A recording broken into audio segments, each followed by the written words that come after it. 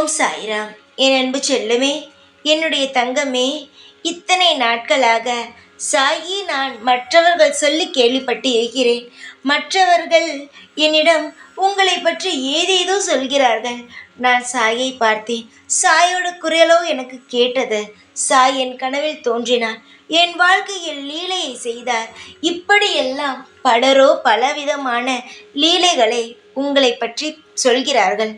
ஆனால் நானோ இதை ஒரு முறை கூட அனுபவித்தது கிடையாது என்று ஒவ்வொரு நாளும் நீ என்னிடம் கேட்கும் பொழுது இன்று செய்து விடுவோம், நாளை செய்து விடுவோம் என்று தள்ளி தள்ளி போட்ட என்னுடைய லீலையை உன் வாழ்க்கையில் நான் செய்யவே வந்துவிட்டேன்.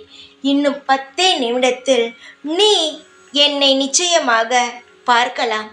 உன்னுடைய வீட்டில் பூஜை அறையில் விளக்கேற்றி அந்த விளக்கின் ஒளியில் என்னை பார். நிச்சயமாக நான் கண்ணுக்கு தெரிவேன். அந்த விளக்கின் ஒளியில் இந்த சாயான நான் உன் கண்ணுக்கு தெரிவேன். நீயோ மெய் மறந்து நீ என்னிடம் நன்றி சொல்வாய். அந்த நொடியிலிருந்து உன் மனதில் இருக்கும் கஷ்டமும் உன் வாழ்க்கையில் இருக்கும் பிரச்சனைகளும் அடியுடன் முடிந்து சந்தோஷமான நாட்கள் பிறந்துவிடும்.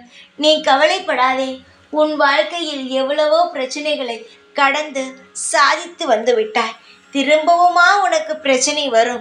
இனி பிரச்சனை வராது. இது எல்லாம் ஒரு கனவுதான்.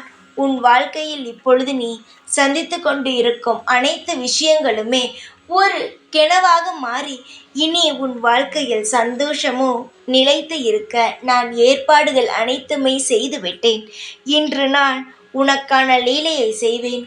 நீயோ உன் வாழ்க்கையில் மிகப்பெரிய அளவுக்கு மாறப்போகிறாய். கவலை இல்லாமல் இருந்தாலே அனைத்து விஷயமும் உனக்கு நான் செய்து தருவேன். எதற்காக கவலைப்படுகிறாய்? யாருமே இல்லாதவர்கள் தானே. யாருமே இல்லை, எனக்காக ஒன்றுமே நடக்கவில்லை என்று கவலைப்பட வேண்டும். உனக்காகத்தான் இங்கு அப்பா நான் இருக்கிறேனே. உனக்காக அனைத்து செயலையும் செய்து தர நேரமும் காலமும் பார்த்து ஒவ்வொன்றாக செய்து கொடுத்து கொண்டே இருக்கிறேன். எதற்காக கவலைப்படுகிறாய்? கவலை இல்லாமல் நிம்மதியாக இரு. உனக்காக நான் இருந்து அனைத்தையும் பார்த்து பார்த்து செய்து உன்னை அழகாக வாழ வைக்கிறேன். எப்பொழுதுமே இந்த சாயான நான் உன் அருகிலேயே இருந்து உன்னை காவல் காப்பேன். நான் ஓம் சாய்ராம்.